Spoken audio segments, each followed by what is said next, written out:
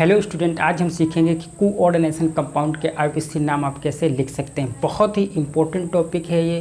कार्बनिक रसायन में आता है कि उपशासनयोजी यौगिक के आईपीसी नाम लिखिए। तो ये टॉपिक बहुत ही ज़्यादा इंपॉर्टेंट इसलिए हो जाता है क्योंकि इस टॉपिक से प्रत्येक बोर्ड में, चाहे आप किसी भी बोर्ड से पढ़ रहे हो, उसमें इस टॉपिक से 4 अंकों का पूछा जाता है। कभी कभी क्या होता है कि एक नंबर के 4 क्वेश्चन आते हैं जिनके आईपीसी नाम लिखने होते हैं, और कभी कभी 2 क्वेश्चन आते हैं तो वो 2 नंबर के होते हैं, तब भी आपको 4 नंबर मिलते हैं। तो यहाँ पर बात ये है कि इस टॉपिक से आईपीसी नेमिंग से आपका 4 अंकों का ज़रूर पूछा जाएगा। तो पूरे ध्यान से, पूरे फोकस से आप इसको पढ़िएगा, उसके बाद में आपके लिए ये टॉपिक एकदम मक्खन हो जाएगा। तो चलिए शुरू करते हैं। तो सबसे पहले बात है दोस्तों, यहाँ पर ये मैंने लिखे हैं 2 उपसहसंयोजी यौगिक। ये कोऑर्डिनेशन कंपाउंड है और ये भी एक कोऑर्डिनेशन कंपाउंड है। अब इनके यहाँ पर हम बात करेंगे कि आईपीसी नाम आप कैसे लिख सकते हैं। ज़्यादा डिटेल में यहाँ पर बात मैं इससे अगले वाले वीडियो में करूँगा। यहाँ पर मैं सिर्फ आपको सिखाऊँगा कि इनके आईपीसी नाम कैसे लिख सकते हैं। ध्यान से देखिएगा। तो ये हमारे पास है कोऑर्डिनेशन कंपाउंड, ये है कोऑर्डिनेशन कंपाउंड। अब दोस्तों, अगर ये हम इसको कहते हैं गुरु कोष्ठक, ये बड़ा ब्रैकेट होता है जो, इसको गुरु कोष्ठक कहते हैं। ये भी हमारे पास एक गुरु कोष्ठक है। अब हम ये कैसे जानेंगे कि इस गुरु कोष्ठक पे कौन सा चार्ज है, यानी कि प्लस चार्ज है या माइनस चार्ज है। ये आप बहुत ही आसानी से पता लगा सकते हैं, और ये पता लगाना बहुत ही ज़रूरी होता है। तो यहाँ पर देखिए, अगर हमारे पास Cl3 है, एक Cl पे कितना चार्ज होता है, एक Cl पर माइनस का 1 चार्ज होता है। तो यहाँ पर 3 Cl हैं, तो इसका मतलब इस पे 3 माइनस का चार्ज है। इस पे कितना है Cl, एक Cl पे -1 चार्ज होता है। यहाँ पर अगर हमारे पास Cl3 है तो इसका मतलब इस पे जो है 3 चार्ज हो जाएगा कि नहीं हो जाएगा 3 चार्ज। अब इस पे 3 माइनस चार्ज हो जाएगा, तो इसको बैलेंस करने के लिए जो हमारा गुरु कोष्ठक है, इस पे कितना चार्ज होना चाहिए, 3 प्लस चार्ज होना चाहिए। तो इसका मतलब इस पे 3 प्लस चार्ज है, +3 चार्ज, क्योंकि यहाँ पर -3 चार्ज होगा। तो इसको बैलेंस में रखने के लिए इस पे 3 चार्ज का होना बहुत ज़रूरी है। ठीक है, यहाँ पर देख लेते हैं। यहाँ पर K4 यानी कि K पर K क्या होता है, पोटेशियम होता है। पोटेशियम पे कितना चार्ज होता है, +1 चार्ज होता है। कितने पोटेशियम है यहाँ पर 4 पोटेशियम है। तो इसलिए इस गुरु कोष्ठक पर प्लस का 4 चार्ज होगा। ये बात समझ में आई। बैलेंस में होता है, यानी कि जितने माइनस होंगे उतने ही प्लस होंगे आपके पास। यहाँ पर 0 न्यूट्रल होता है ये ना। तो Cl, एक Cl पे माइनस का चार्ज होता है, तो यहाँ पर 3 Cl है, तो 3 माइनस हुए। उसको बैलेंस करने के लिए इस गुरु कोष्ठक पर +3 चार्ज होगा। यहाँ पर पोटेशियम पर +1 चार्ज होता है, यहाँ पर 4 पोटेशियम है, तो इसलिए इस पे कितना हो जाएगा, +4 चार्ज हो जाएगा। ये बातें जो मैं आपको बता रही हूँ, आप स्टेप बाय स्टेप समझते चलिए। उसके बाद में आपके लिए आईपीसी नॉमेनक्लेचर बिल्कुल ही सिंपल ईजी हो जाएगा। अब देखिए, अब हम इसका नाम लिखने के लिए, और यहाँ पर ये क्या होता है, जो CO है, C बड़ा और छोटा, इसको कोबाल्ट पढ़ते हैं। फिलहाल यहाँ पर ये है क्या, इसको कहते हैं केंद्रीय परमाणु। क्या कहते हैं, केंद्रीय परमाणु। ये आप ध्यान रखिएगा, जैसे मैं आपको बता रहा हूँ आप ध्यान रखिएगा। केंद्रीय परमाणु, ये हो गया हमारे पास केंद्रीय परमाणु। ये क्या होता है, ये होता है लिगेंड। NH3 हमारे पास क्या होता है, NH3 होता है लिगेंड। ये होता है लिगेंड। तो ये होता है केंद्रीय परमाणु, ये होता है लिगेंड। तो यहाँ पर जो गुरु कोष्ठक के अंदर होगा, यहाँ पर लिखा होगा वो केंद्रीय परमाणु, और ये क्या होगा, लिगेंड होगा। और आप इसको आसानी से इस तरीके से भी समझ सकते हैं कि लिगेंड कौन है और कौन केंद्रीय परमाणु है। ध्यान दीजिएगा मेरी बात को। जो केंद्रीय परमाणु होता है वो D ब्लॉक का सदस्य होता है। पहली बात, जो केंद्रीय परमाणु होगा वो हमेशा कहाँ पे मिलेगा आपको, D ब्लॉक में। D ब्लॉक का मेंबर होता है ये। ठीक, ये पहली बात है कि आप कैसे जानेंगे कि केंद्रीय परमाणु है। तो सबसे पहली बात है कि ये D ब्लॉक का मेंबर होगा। जो D ब्लॉक होता है हमारे पास, जो आवर्त सारणी होती है, S ब्लॉक, P ब्लॉक और F ब्लॉक, D ब्लॉक, तो इसमें ये D ब्लॉक का मेंबर होगा। तो हम समझ जाएंगे कि ये केंद्रीय परमाणु है। और ये हमेशा केंद्रीय परमाणु क्या करता है, इलेक्ट्रॉन को लेता है। इलेक्ट्रॉन को लेता है, मतलब ये इलेक्ट्रॉन ग्रहण करने वाला होता है। तो हम यहाँ पे लिख देंगे, ये क्या करता है, इलेक्ट्रॉन को ग्रहण करता है। इलेक्ट्रॉन को लेने वाला, इलेक्ट्रॉन को लेने वाला ये होता है, लेने वाला। तो ये केंद्रीय परमाणु क्या होता है, एक तो D ब्लॉक का मेंबर होता है, दूसरा इलेक्ट्रॉन को लेने वाला होता है, ये इलेक्ट्रॉन को ग्रहण करता है। और जो लिगेंड होता है ये क्या होता है, इलेक्ट्रॉन को देने वाला। इलेक्ट्रॉन को देने वाला, इलेक्ट्रॉन को देने वाला। तो जो केंद्रीय परमाणु होता है वो इलेक्ट्रॉन को लेता है और जो लिगेंड होता है वो इलेक्ट्रॉन को देता है। क्लियर। अब यहाँ पर आप बता सकते हैं लिगेंड कौन है। लिगेंड कौन है? गुरु कोष्टक के अंदर दोनों लोग होंगे पहली बार। ठीक है, जैसे कि गुरु कोष्टक के अंदर था ना, ये CO गुरु कोष्टक के अंदर होगा और D ब्लॉक का होगा, उसी को हम कहेंगे केंद्रीय परमाणु। और यहाँ पर ये जो K4 है ये पोटेशियम, ये तो गुरु कोष्टक के बाहर है। गुरु कोष्टक क्या होता है? जो बड़ा ब्रैकेट यहाँ पर बना है, बड़ा वाला ब्रैकेट जो बना है, इसको हम कहते हैं गुरु कोष्टक। ठीक है, तो ये गुरु कोष्टक के अंदर जो होगा लिगेंड और ये हो जाएगा केंद्रीय परमाणु। देखिए जो Fe होता है, जो आयरन होता है, वो कहाँ पे मिलेगा आपको? D ब्लॉक में मिलेगा। आप देखना आपको D ब्लॉक में मिलेगा। तो ये हो गया हमारे पास केंद्रीय परमाणु, केंद्रीय परमाणु, और ये हो गया हमारे पास लिगेंड। ये क्या हो गया? लिगेंड हो गया। क्लियर। अब इतनी बात आपको समझ में आ गई होगी कि केंद्रीय परमाणु कौन होता है और लिगेंड कौन होता है। फिर भी मैं आपको एक बार और समझा देता हूँ। देखिए भाई, गुरु कोष्टक के अंदर दो लोग होंगे, एक होगा लिगेंड, एक होगा केंद्रीय परमाणु। तो आप केंद्रीय परमाणु कौन होगा? केंद्रीय परमाणु हमेशा D ब्लॉक का मेंबर होगा। देखिए आप, Fe D ब्लॉक का मेंबर है, केंद्रीय परमाणु है। CO कोबाल्ट केंद्रीय परमाणु है, ये भी D ब्लॉक का मेंबर है। और जो दूसरा वाला होगा वो लिगेंड होगा। यहाँ पर ये देखिए लिगेंड है। बाहर वाले से अभी हमें फिलहाल कोई मतलब नहीं है। अब जो है हम क्या करते हैं, IPC नाम लिखने के लिए हमको सबसे पहले प्लस वाले का नाम लिखेंगे, उसके बाद माइनस वाले का नाम लिखेंगे। और ये हम कैसे जानेंगे कि कौन प्लस का है और कौन माइनस का है? ये बात मैं पहले ही आपको बता चुका हूँ। देखिए फिर से बता देता हूँ। ये Cl है, Cl पर माइनस होता है, 3 माइनस हो गए, उसको बैलेंस करने के लिए मैंने बताया था यहाँ पर 3 प्लस रखेंगे। तो हम पहले प्लस वाले का नाम लिखेंगे, उसके बाद में माइनस वाले का नाम लिखेंगे। अब यहाँ पर देखिए, इस पर प्लस का 3 चार्ज है, यहाँ पर सॉरी गलती हो गई मुझसे, थोड़ा इसको सही कर देते हैं। यहाँ पर क्या होगा? माइनस चार्ज, क्योंकि देखिए यहाँ पर पोटेशियम पर प्लस चार्ज होता है, तो इस पर क्या होगा? माइनस चार्ज होगा। तो हमेशा पहले प्लस वाले का नाम लिखेंगे, उसके बाद माइनस वाले का नाम लिखेंगे। इसके लिए मैं आपको एक एग्जांपल देता हूँ, उससे जो है आपको अच्छी तरीके से समझ में आएगा। देखिए भाई, अगर आपके पास होता है NaCl, तो NaCl क्या हो गया? ये हमारे पास नमक हो गया, NaCl सोडियम क्लोराइड। अब ये देखिए, Na पर क्या होता है? प्लस, Cl पर क्या होता है? माइनस। तो अगर हम इसका नाम लिखते हैं तो पहले प्लस वाले का लिखते हैं ना, सोडियम, ऐसे ही तो लिखते हैं सोडियम। उसके बाद Cl वाले का लिखते हैं क्लोराइड। तो भाई मेरे यही है ना कि पहले प्लस वाले का नाम लिखा जाएगा, उसके बाद माइनस वाले का नाम लिखा जाएगा। तो यहाँ पर भी हम पहले प्लस वाले का नाम लिखेंगे, बाद में माइनस का लिखेंगे, पहले प्लस वाले का लिखेंगे, फिर बाद में माइनस वाले का नाम लिखेंगे। और अब आ रही है सबसे इम्पोर्टेंट बात, वो ये है कि नाम कैसे लिखेंगे। तो इसके लिए दोस्तों 2 रूल होते हैं जो मैंने यहाँ पर लिखे हुए हैं। इस रूल को आप अच्छी तरीके से समझ गए, समझ लो IFSC के आप मास्टर बन जाओगे, पक्की बात है। तो चलिए देखते हैं ये रूल स्टेप बाय स्टेप क्या होते हैं। ठीक है, वीडियो छोड़ के मत जाइएगा, क्योंकि यहाँ पर अगर आप ये वीडियो देखेंगे तो आपको कोई भी दूसरी वीडियो देखने की ज़रूरत नहीं पड़ेगी। क्योंकि होता क्या है, इस टॉपिक में बहुत से स्टूडेंट को प्रॉब्लम हो जाती है। मुझे अच्छे से पता है कि इसके IPC नाम अच्छी तरीके से स्टूडेंट लिख नहीं पाते। तो मैं जो है यहाँ पर स्टेप बाय स्टेप आपको बताऊँगा। अगर आप ये 2 रूल समझ गए ना, तो समझ लो आपको कोई भी IPC आएगा आप समझ जाएंगे। तो पहला रूल क्या कहता है, ध्यान दीजिए। पहला रूल कहता है कि जो गुरु कोष्ठक है उसके अंदर धनायन होगा, जो बाहर होगा वो ऋणायन होगा। जैसे कि एग्जांपल ये गुरु कोष्ठक के अंदर क्या है? धनायन। तो गुरु कोष्ठक के अगर अंदर धनायन हो और बाहर अगर ऋणायन हो तो रूल नंबर 1 लगेगा। और अगर गुरु कोष्ठक के बाहर धनायन हो, जैसे कि यहाँ पर K4 ये धनायन है, और अगर गुरु कोष्ठक के अंदर ऋणायन हो, ये देखिए गुरु कोष्ठक के अंदर ऋणायन है, तो ये रूल नंबर 2 लगेगा। ये रूल आपको अभी अच्छी तरीके से समझ में आ जाएंगे। तो पहले हम रूल नंबर 1 को अच्छी तरीके से समझते हैं। देखिए रूल नंबर 1 कहता है कि जो हमारे पास गुरु कोष्ठक होगा उसमें जो लिगेंड होगा, लिगेंड, जैसे कि यहाँ पर ये क्या है? लिगेंड। ठीक है, तो लिगेंड को हम संख्या सहित लिखेंगे। उसके बाद केंद्रीय परमाणु लिखेंगे। केंद्रीय परमाणु के बाद में ऑक्सीडेशन स्टेट लिखेंगे, मतलब ऑक्सीकरण संख्या, वो मैं आपको निकालना बताऊंगा। उसके बाद में ऋणायन का नाम लिखेंगे, संख्या नहीं बताएंगे।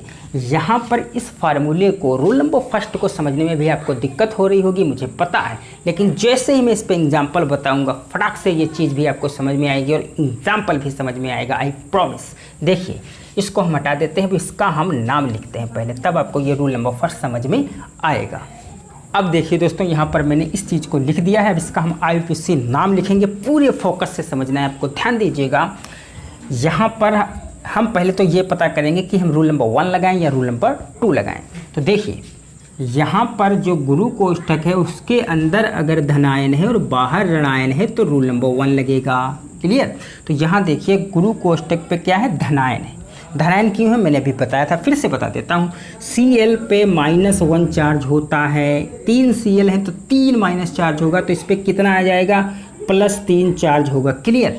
अब अगर ये +3 चार्ज इस पर है तो इसका मतलब गुरु कोष्ठक के अंदर क्या है, धनायन है और बाहर क्या है, ऋणायन है। जैसा कि आप देख सकते हैं Cl ऋणायन होता है, तो इसका मतलब हमको पता चल गया कि इसमें रूल नंबर 1 लगाना है। क्लियर। अब रूल नंबर 1 क्या कहता है, देखिएगा, कह रहा है लीगेंड लिखेंगे संख्या सहित। पहले हम लिखेंगे लीगेंड का नाम संख्या सहित। तो अब बताइए इसमें से लीगेंड कौन है। मैंने बताया था ये जो होता है, ये होता है केंद्रीय परमाणु, ये होता है लीगेंड। तो यहाँ पर संख्या सहित, तो लीगेंड तो NH3 है, लीगेंड तो अमोनिया है, लेकिन संख्या सहित का मतलब है कि कितने हैं। यहाँ पर देखिए अमोनिया कितने, 6 हैं। भाई NH3 होता है अमोनिया, अगर यहाँ पर 6 लग गया तो इसका मतलब 6 अमोनिया है, राइट। तो ये 6 अमोनिया जो है तो 6 के लिए लगाया जाता है दोस्तों हेक्सा। तो यहाँ पर लगाएंगे हेक्सा, क्या लिखेंगे, हेक्सा। अमोनिया के लिए लिखा जाता है एमीन, तो यहाँ पर लिखेंगे एमीन, तो इसका नाम हो गया हेक्सा एमीन। अब आगे बढ़ते हैं, केंद्रीय परमाणु लिखेंगे, क्या लिखेंगे, केंद्रीय परमाणु। केंद्रीय परमाणु का नाम लिखेंगे CO। क्या होता है केंद्रीय परमाणु, देखिए क्या होता है केंद्रीय परमाणु, क्योंकि D ब्लॉक का मेंबर है ये, तो केंद्रीय परमाणु है। केंद्रीय परमाणु का नाम लिखेंगे, इसका नाम होता है कोबाल्ट, तो लिखेंगे कोबाल्ट, कोबाल्ट, कोबाल्ट। उसके बाद उसकी ऑक्सीडेशन स्टेट मतलब ऑक्सीकरण संख्या निकालेंगे। ध्यान से देखिएगा ऑक्सीकरण संख्या कैसे निकालते हैं। हमको किसकी ऑक्सीकरण संख्या निकालनी है, हमको निकालनी है केंद्रीय परमाणु की। तो इसको हम भाई मान लेंगे x, मान लेंगे x। उसके बाद प्लस अमोनिया की कितनी होती है, न्यूट्रल होता है अमोनिया, तो 6 इंटू ये 6 लिखा, और अमोनिया पर कितना चार्ज होता है, 0 चार्ज होता है। उसके बाद में प्लस 1 Cl, यहाँ पर कितने Cl प्लस लगाएंगे, कितने Cl है, 3 Cl है, और 1 Cl पर जो चार्ज होता है वो -1 होता है, तो इसको -1 से गुणा करेंगे और टोटल बराबर कर देंगे 0, क्योंकि इस पे पूरे पे कोई चार्ज नहीं है।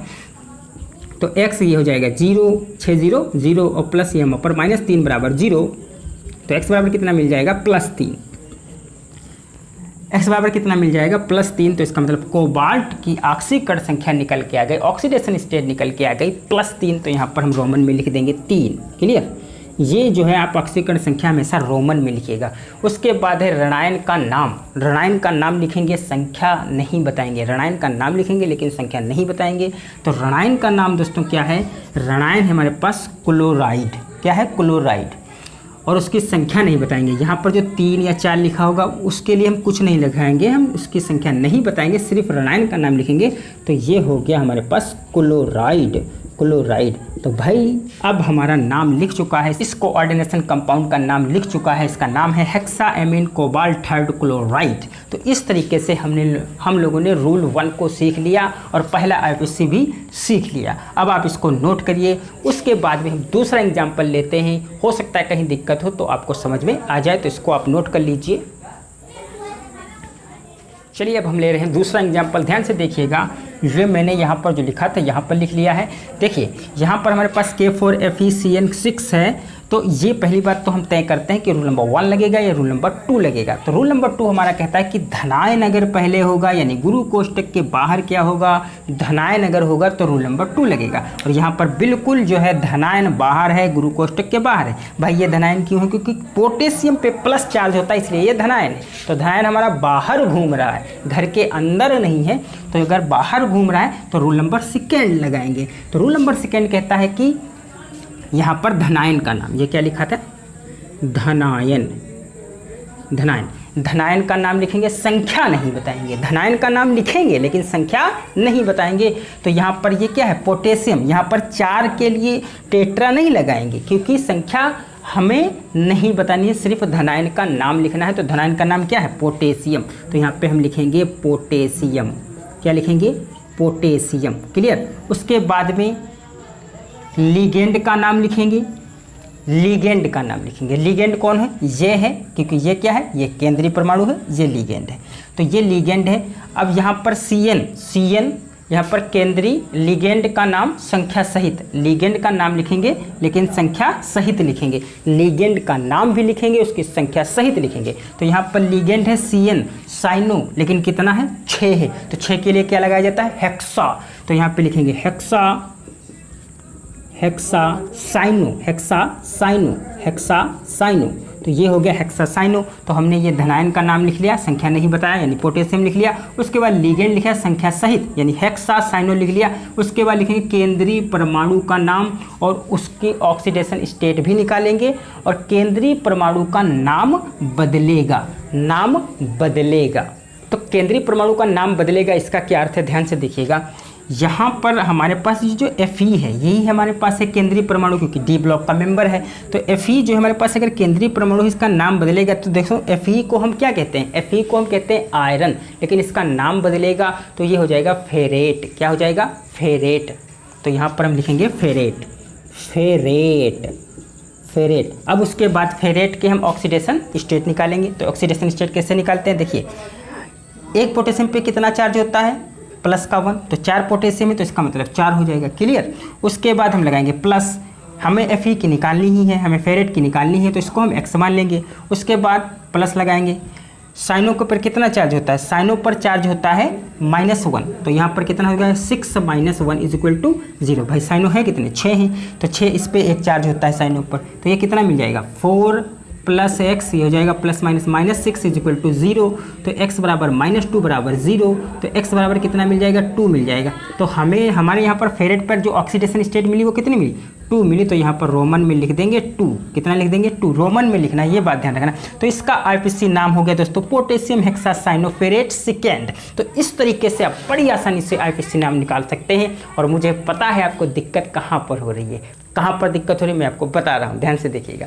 दिक्कत ये हो रही है कि हम कैसे जानेंगे इसका नाम फेरेट है, हम कैसे जानेंगे इसका नाम साइनो है, हम कैसे जानेंगे कि इसका नाम कोबाल्ट है, हम कैसे जानेंगे इसका नाम एमीन है। ये आपको प्रॉब्लम हो रही है मुझे पता है दोस्तों, लेकिन मैं इसके लिए क्या करूँगा, आपको सारे नाम अच्छी तरीके से इसकी एक मैं प्ले लिस्ट बनाने वाला हूँ। IPC नोमेनक्लेचर की पूरी प्ले लिस्ट तैयार करूँगा, उसमें मैं आपको एक एक नाम अच्छी तरीके से सिखाऊंगा। और अगर आप वाकई में सीखना चाहते हैं कि इसका नाम क्या होता है, इसका नाम क्या होता है, अगर आप नाम याद कर लेंगे बुक में दिए होते हैं, और उसके साथ में आपको मैं PDF भी दे दूंगा जिसमें सभी के नाम लिखे होंगे अच्छी तरीके से। लेकिन वो देने के बाद भी, अगर PDF देने के बाद भी अगर आपको नहीं समझ में आ रहा है कि नाम इसके क्या होते हैं, तो उसके लिए दोस्तों मैं आपको एक एक नाम अच्छी तरीके से याद करवा दूंगा, एक एक नाम अच्छी तरीके से याद करवा दूंगा। बस कमेंट करके मुझको बता देना कि क्या वाकई में आप जो है इनके नाम सीखना चाहते हैं, और अगर नहीं सीखना चाहते हैं तब भी बता देना, ठीक है, बता जरूर देना, कमेंट करना बहुत ज़रूरी है।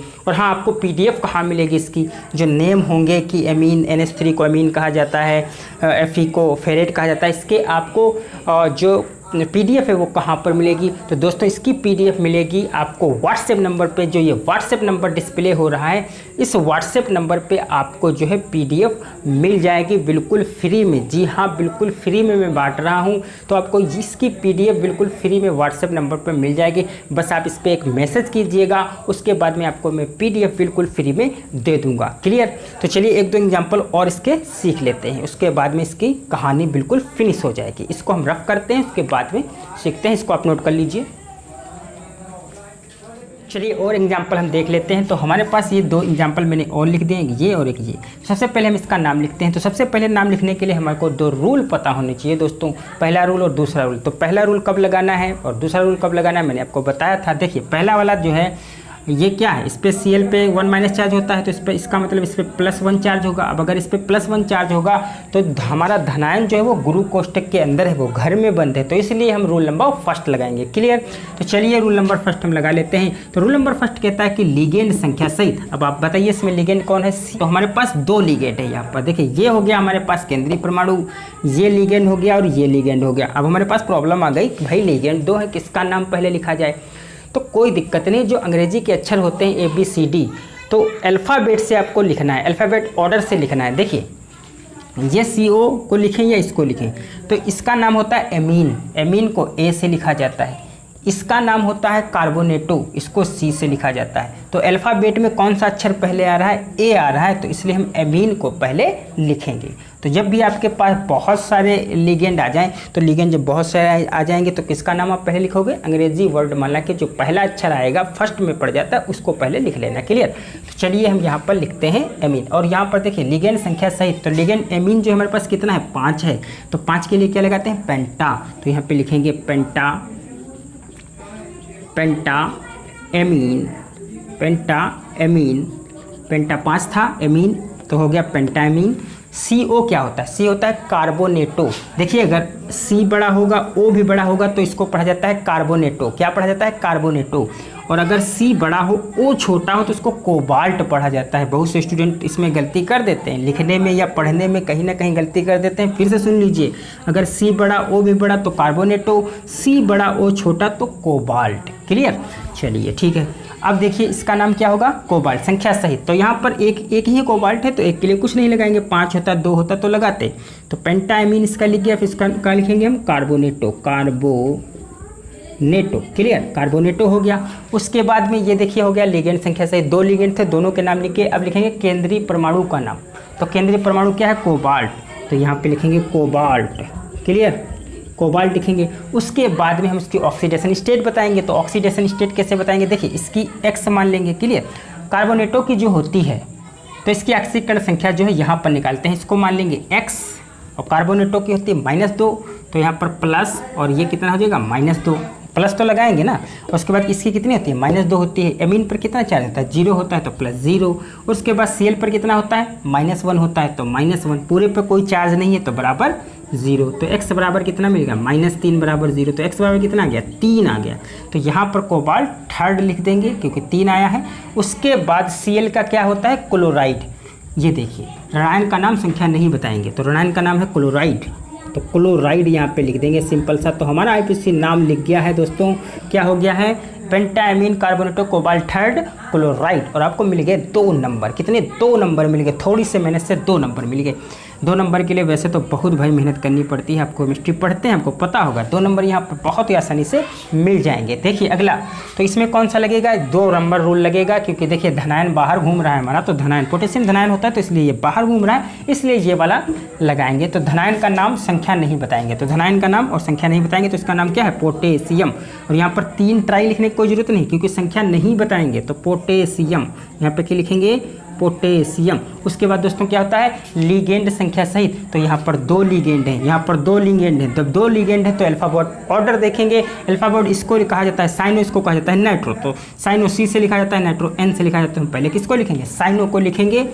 और लिगेंड संख्या सहित, तो साइनो कितना है, 5 है। तो पेंटा साइनो, पेंटा साइनो। क्लियर। उसके बाद में नाइट्रो, अब नाइट्रो एक ही है तो सिंपल सा नाइट्रो, नाइट्रो। और उसके बाद में इसको क्या कहते हैं, इसको कहते हैं कोबाल्ट। और उसका नाम बदलेगा, ये देखिए क्योंकि केंद्रीय परमाणु का नाम बदलेगा। तो यहाँ पर कोबाल्ट था, 8 लगा देते हैं उसके आगे। अगर नाम बदले, कभी भी जिंदगी में नाम बदले, यानी रूल नंबर 2 लगे हो और केंद्रीय परमाणु का नाम बदल रहा हो तो जो नाम होता है उसके साथ आप 8 लगा देना। इसका नाम होता है कोबाल्ट। और नाम बदल जाएगा तो लिखेंगे 8 यानी कोबाल्टेट। तो यहाँ पर लिखेंगे कोबाल्टेट, कोबाल्टेट। ठीक है भाई, कोबाल्टेट लिख देंगे। उसके बाद आप क्या करेंगे, ऑक्सीडेशन स्टेट निकालेंगे। तो ऑक्सीडेशन स्टेट इसकी निकालेंगे तो पोटेशियम की कितनी होती है, +1 होती है। यहाँ पर 3 पोटेशियम तो कितना हो जाएगा, 3 हो जाएगा। क्लियर। उसके बाद कोबाल्ट की तो निकालनी ही है तो x। और साइनो पर -1 होती है, 5 है तो -5 हो जाएगी। क्लियर। उसके बाद नाइट्रो क्या होता है, नाइट्रो की -1 होती है तो यहाँ पर -1, पूरे पर कोई चार्ज नहीं तो बराबर 0। तो कितना मिल जाएगा हमको, यहाँ पर मिल जाएगा -3 बराबर 0। तो x बराबर कितना मिल जाएगा, 3 मिल जाएगा। x बराबर 3, तो कोबाल्ट यहाँ पर रोमन में लिख देंगे 3। तो इस तरीके से आप IPC नाम बड़ी आसानी से लिख सकते हैं। अगर आपको इसमें प्रॉब्लम हो रही है, किसमें, ऑक्सीडेशन स्टेट निकालने में, तब भी मैं आपको भाई ऑक्सीडेशन स्टेट, अगर आप चाहें, अगर आपको समझ में ना आए तो आप कमेंट करके बताइएगा। मैं ऑक्सीडेशन स्टेट आपको जो है एक अलग से वीडियो बना दूंगा और अच्छी तरीके से समझा दूंगा कि ऑक्सीडेशन स्टेट कैसे निकालते हैं। क्लियर। और हाँ भाई, इतनी जो मेहनत करता हूँ मैं वो इसलिए कि आप लोग अच्छी तरीके से पढ़ाई कर सको। अगर कोई बच्चा है वो आर्थिक स्थिति से थोड़ा कमज़ोर है, तब भी वो अपनी पढ़ाई भाई आसानी से अच्छी तरीके से कर सके घर बैठे आराम से, है ना।